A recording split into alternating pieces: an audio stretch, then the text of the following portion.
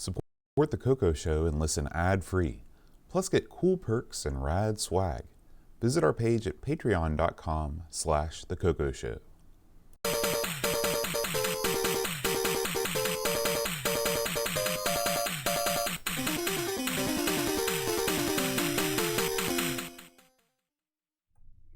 Hi everybody, welcome to the CoCo Show. I'm John. And I'm Aaron. And today, Aaron, we're going to be talking about Mind Roll. Very strange title, that one, Bode. You know, when I think about Mind Roll, I think about two things. Okay. The first thing I think about is a big 8-ball rolling around. That's a lie. That was the last thing I'd think about. Okay, but that's what this game actually is. Yeah. But I want to talk about your experience with the Magic 8-ball. Oh. Do you remember the first time that you gazed upon the noble visage of the Magic 8-ball? Yes, I do, Bode. I do remember the first time. I was a little young, Aaron, back in the day, and I'm sure it was near the time these had been invented. Mm-hmm. And someone gave my mom one, or she bought one, and so I had one of these things. I mean, I was very young, and this thing fascinated me because I always wondered what was in that thing, right? And how did it work, right? And we used to play this thing. I remember playing with this thing a lot, back in the day. And when I'm playing with it, just asking it questions. I guess is a Magic 8-ball something in every country? Or, do you know, is that something everywhere? I don't know. It might only be in America. We should probably mention what it is. That's probably a good idea. Go ahead, Aaron. Picture a pool ball with a big 8 on it, except it's about yay big. If you're listening at home, it's about the size of a small ball. It's like grapefruit size. That's grapefruit size. And it's a ball. It's a plastic ball, black, with a big white 8 on it. And then you there's a little view window on one side with a glass or plastic porthole in it. And what you're supposed to do is shake the ball up. And there's some sort of liquid in this ball. Mystery We don't know liquid. what is this mystery liquid? I don't know. Then there's a gimmick in there, and the gimmick will float up to the window, and it will say something on it. And so the gimmick is you're supposed to ask this thing questions. Hey, should I go to work today? Am I as handsome as I think I am? Blah, blah, blah. And you shake this thing, and it would say, like, come yes, back tomorrow. No, answer cloudy. Absolutely not. It would give these answers. Ask again, and I guess this thing was supposed to help you make decisions, right? Or in a joking way. I don't know if anyone actually used this thing, for real decisions. Wow. But I thought they were awesome. In fact, we've got one somewhere in the house right now. It may be the same one I had as a kid. We've had it forever. Yeah, and my kid's fascinated with it too. The thing that makes the Magic 8-ball for me. And it's genius. It's genius engineering, because when you shake it up and you turn it around and you don't immediately see the answer floats to the surface in like this luminescent way, like a figure appearing in a magic mirror or something like that. It is. It makes you wonder what that little item is made of. Yeah. That's in there, and also what is that liquid? Right. Is it black? I like to crack one of these things open. More questions than answers, really, with the Magic 8-ball. Do you think the whole ball is full of magic liquid, or is there just a little cylinder full of it there? Oh, what if the cylinder and the gimmick are just like 1/10 of the space of the entire? Yeah, it's because mostly it feels empty like space. the whole ball is full of this stuff, sort of. Yeah, it's sort of like kind of be disappointing. They say space is mostly empty space. It's like the Magic 8-ball. Is that? That's what they say. That's the full proverb. Have you ever? That's it, huh? That's been handed down from the gypsies or something. That's what they say, Bo. Yeah. It's not like something you just made up right off the top of your head. Now, let me ask you: have you ever used the Magic 8-ball to make a decision that you stuck with? No, never. Maybe, I don't know. It's been a long time. I think it's been since elementary school where I've been in the presence of a Magic 8-ball. Have you ever shown Eep a Magic 8-ball? No. All right, but that sounds like a good idea. I would like to see if they had something like that in Thailand. I'd like to see like a Thai Magic 8-ball. What I'd like to see you do is take her up to the mystery hole. Okay, that's when you present her with the Magic 8-ball. Get a bunch of crazy stuff going on at once. Here you go. Is the mystery hole open for visitors? Rushi asked that earlier, and I forgot to ask you. me and Teresa were pondering now. I would say probably not yet, but the thing is, you can't go into the mystery hole and keep a 6-foot difference. It'd be difficult. So yeah, there you go. Social distancing not in effect in the mystery hole. Maybe one person at a time, or maybe two, or a family. You know, not to mention you don't know what effects the mystery hole would have on this virus. You don't know what to get in there. You never know what's going to happen. There could be some sort of strange mutation that could happen in the mystery hole. You could become Teen Wolf. Man, just like that. If that was the case, I'd be up there this evening. I think Hose must have had that happen. Hose was the original Teen Wolf. He's a hairy gentleman. He is. You know? All right, Aaron. Magic roll. Mind roll. Magic roll might be better.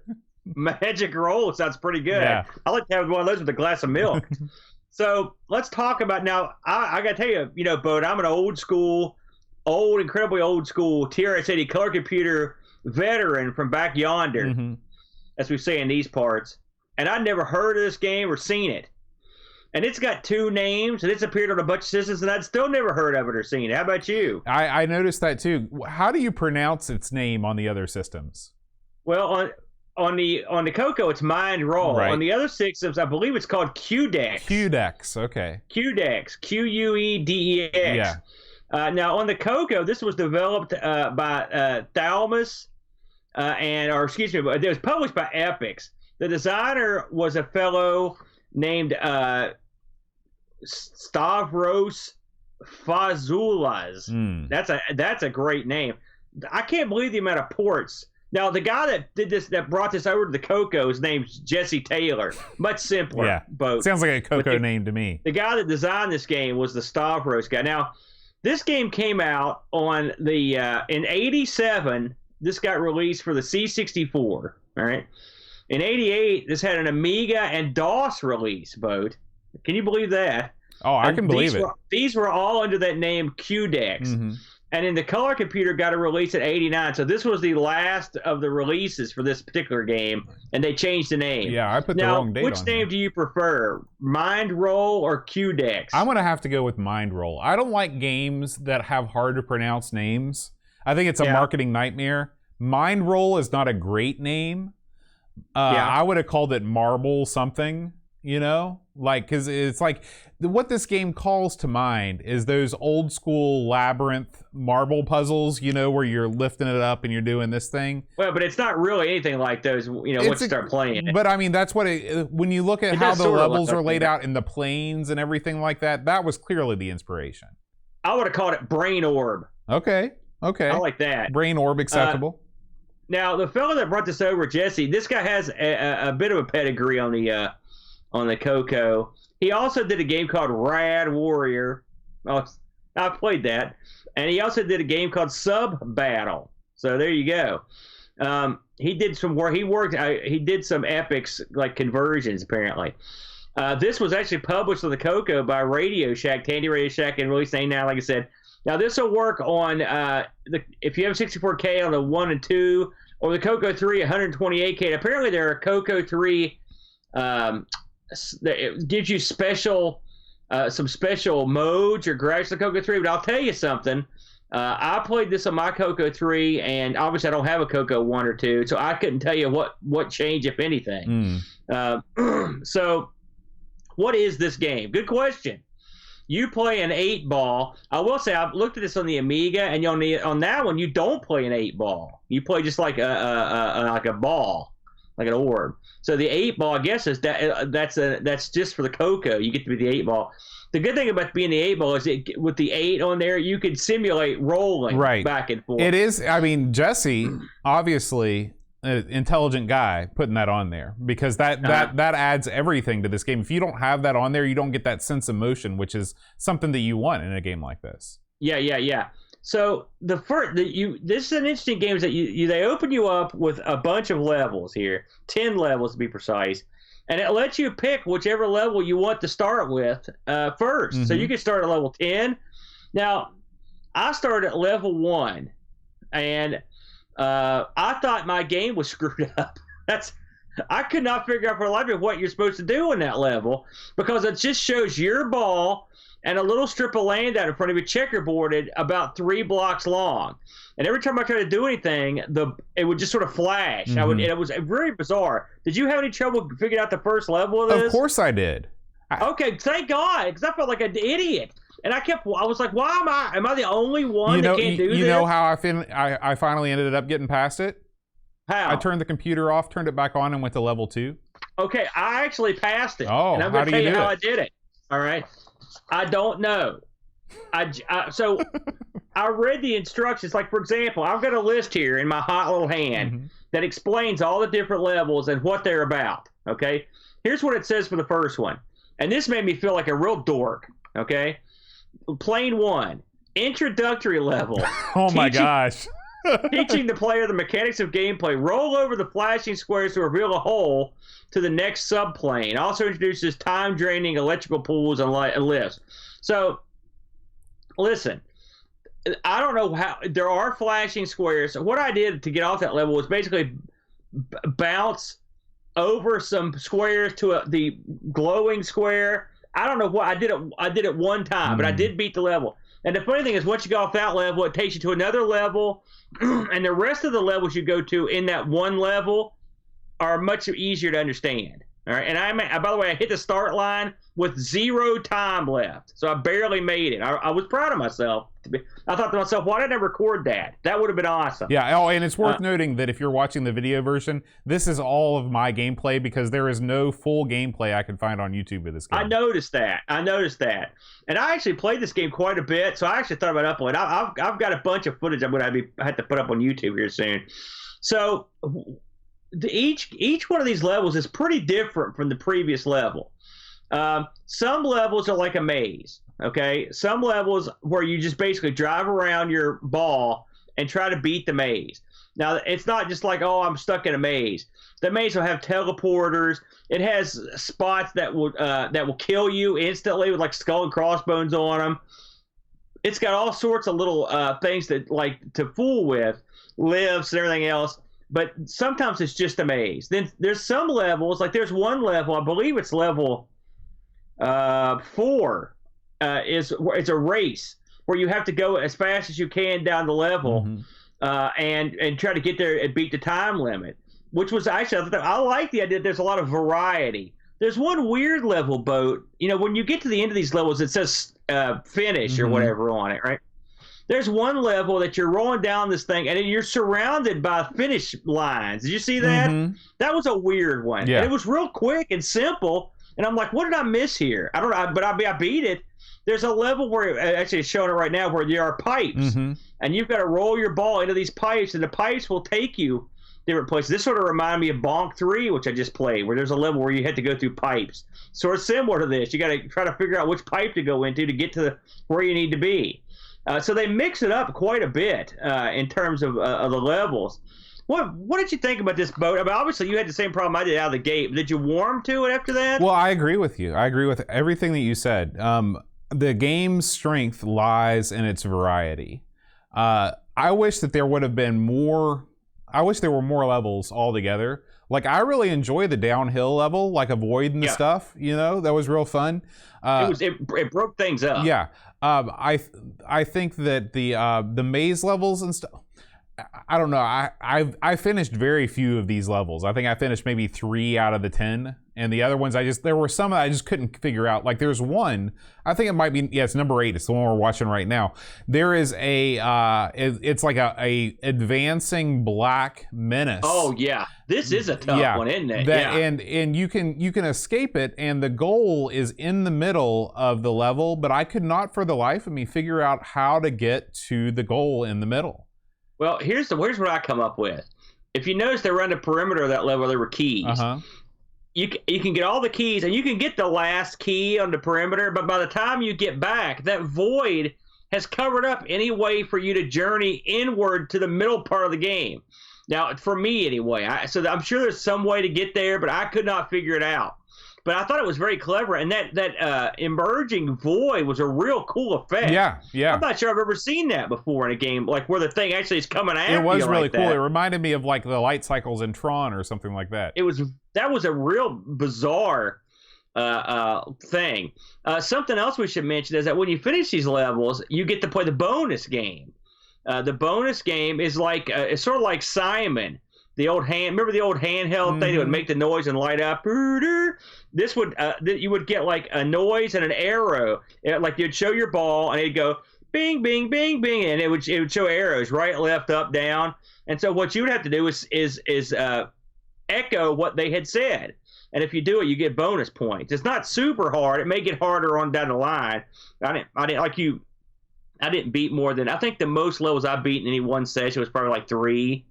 Because there were some levels I just couldn't figure out how to get past. Mm-hmm. There are lots of levels where they either give you few jumps or no jumps, and you need to jump a lot. And so a lot of it is trying to figure out how to go through those and save your jumping to when you need it. But it really was an unusual game, Bode. That I don't think I've ever played anything quite like it. I mean, it's way different than, like, you think to yourself, oh, it's like Marble Madness, right? But it's really nothing like those, is it? No, it's like I said, the thing that it most closely resembles to me is those toys, those labyrinth toys, where you tilt the thing in different directions and your ball runs around it. Like, there's, I can't really say that I it's a good implementation of what they're trying to do. It's varied, but I didn't really have a whole lot of fun playing the levels aside from the downhill level. I found it, because you see so little of the screen at a time, and the levels, especially some of these maze levels, are so big, you have to memorize where you need to go. And then once you've done that, the game becomes cake. Like, where's the replay value? So it's hard for me to say this is a great game. I'd say this is a barely average game. It is unique. I'll give it that. I liked it more than you, because I like a game that offers a ton of variety. And the thing is, they could have taken this concept and made it lame. Like, here's your ball, go through a maze. That could have been the whole game, could have been that. Mm-hmm. But they actually put a lot of actual effort into, like, coming up with some interesting angles and gimmicks. What can we do with this ball? What kind of different games can we offer? And I appreciated that. Now, the technical limitations of the CoCo can sometimes give you trouble. And obviously, I think what you said about them not being able to show a whole lot of the map at once, it was an issue. But the fact that you've got nice smooth scrolling, and the fact that you've got what I would call pretty good graphics. I mean, it's not, is this the most colorful game you're ever going to play? No. But it gets the job done. It looks pretty nice. It does give you, at the beginning, it gives you the choice between a RGB monitor and a color TV, which is cool. I like games that do that.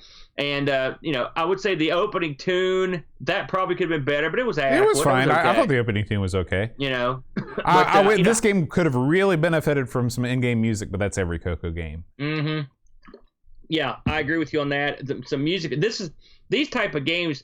Like, when you think about it, like, I can hear the Marble Madness. I mean, that would be great for this game. Something like that, some kind of driving tune. Yeah. But of course, you're talking leaps and bounds in terms of what you had, your resources at hand, and something like that. But I mean, overall, though, like I said, I actually kind of dug this game. And I got to tell you, when I first started playing, I was like, this is crap. Just on the basis that I just hated the first level. Yeah, the first level, I just couldn't figure it out. Before we move on, I looked up some, this guy, Jesse Taylor, who had worked on a couple of these games. I actually looked into his career a little bit. So get this, Boat. He worked on some pretty decent games. He was a programmer on some games that we've actually talked about. Remember Ski or Die? That was him. PGA Tour Golf, Lakers versus Celtics, California Games 2. He did that one. Budokan, Starflight, and Black Crypt. He did that one. So he did some Amiga stuff as well. So he had done some different stuff. And he's still around. I noticed his name. He's worked on a lot of projects. So I don't know if this is what he worked on early in his career or whatever. But I mean, this guy, he had some pretty good chops. And like I said, it's funny to look at this game on another platform because it really doesn't even look like the same game. But I mean, it looks like the same concept, but the game looks radically different. I haven't played the Amiga version of the DOS version, but I'll probably have to give them a go just to see what they're like. But overall, as a puzzly distraction, I think this is a pretty neat game. We did get some reviews. Actually, did we get any reviews for this one? Let's see. CoCo Show reviews. Here we go. Yeah, unfortunately, no community reviews for Mind Roll on the CoCo. I meant to ask you, Bo, before you move on. I had something on my SD card called Mind Roll 2. Did you see that on yours? I did see it. I believe I couldn't get it to work. I think that, there were definitely 2 Mind Roll files that I have, and I didn't know if that was just like a different version of, because you know how there's like the CoCo 3 and CoCo 2. Curtis points out in the chat that the cart actually was a fat binary cart that had both versions of the game on one cartridge. So maybe it had something to do with that. Yeah. I forgot. I was going to ask you about that. So yeah, that may clear it up a little bit. But yeah, overall, I thought it was interesting.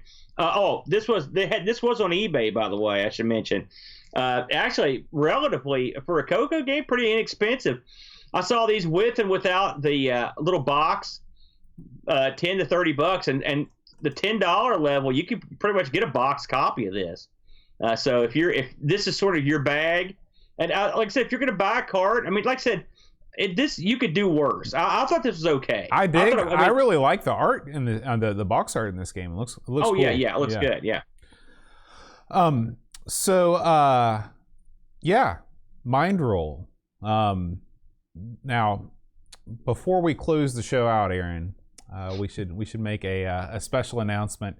As you know, we've been doing the CoCo Show for pretty close to half a year, I think now. I think this is episode 16 or 17, something like that.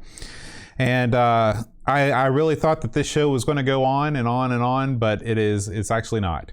Oh God! Why don't you slide the door to our fingers on that one, Bo? Yeah, next week is going to be the final episode of the CoCo Show in its current form. It's not to say the CoCo Show won't come back.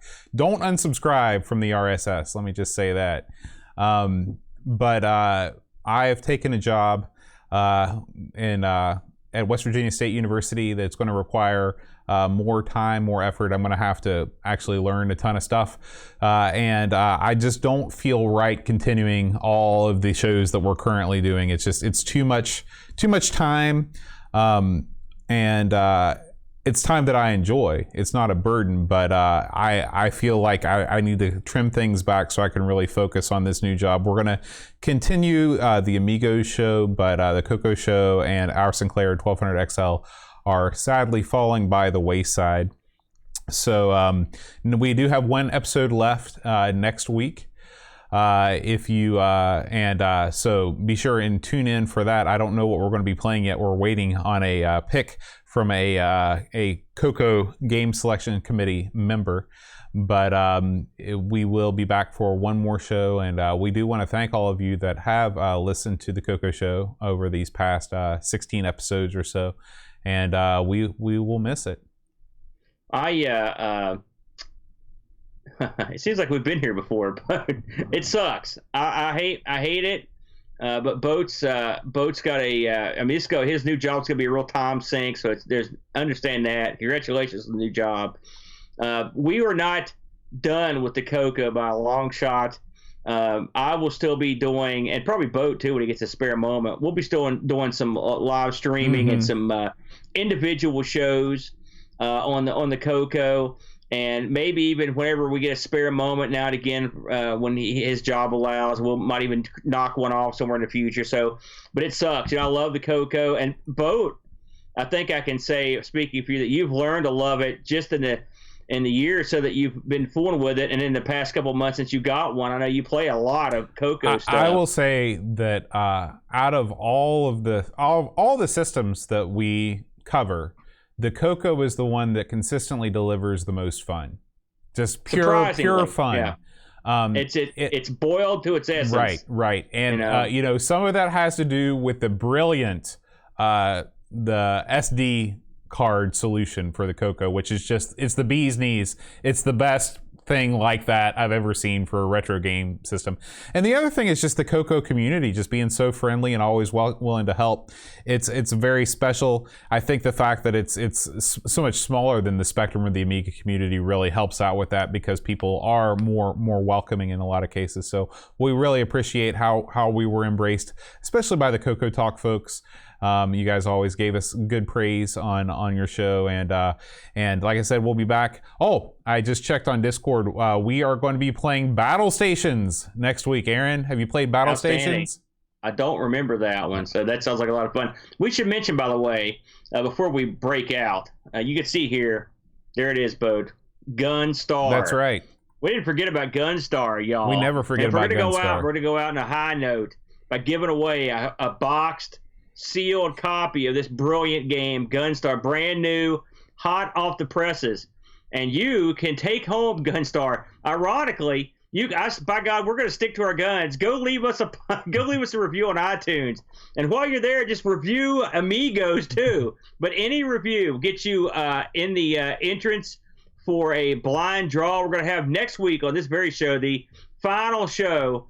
And we will draw out the winner of this will get a minty fresh copy of Gunstar, and it's a great game. His merch is great. This is one of my all-time favorite shirts that I bought from merch. It's great. So give Gunstar some support. And if you want to enter the drawing, just hop over to iTunes, drop us a review. Heck, we'll take it. What the hell? And while you're there, maybe hit up ARG or hit up Amigos too if you want to do us a double. And we are going to draw it next week. But it's been a sweet ride, Bode. I'm going to miss it. And hopefully someday we'll be back in the saddle again, doing a little more CoCo. But we're not abandoning the CoCo by any stretch of the imagination. It's just a hiatus. Yeah, absolutely. All right, we do want to thank all of our Patreon supporters: Steve Rasmussen, Buttons, Graham Bebke, and Curtis Boyle. Thank you guys so much. We'll be back with Battle Stations for the grand farewell. We'll see you next time. Bye-bye. Bye-bye.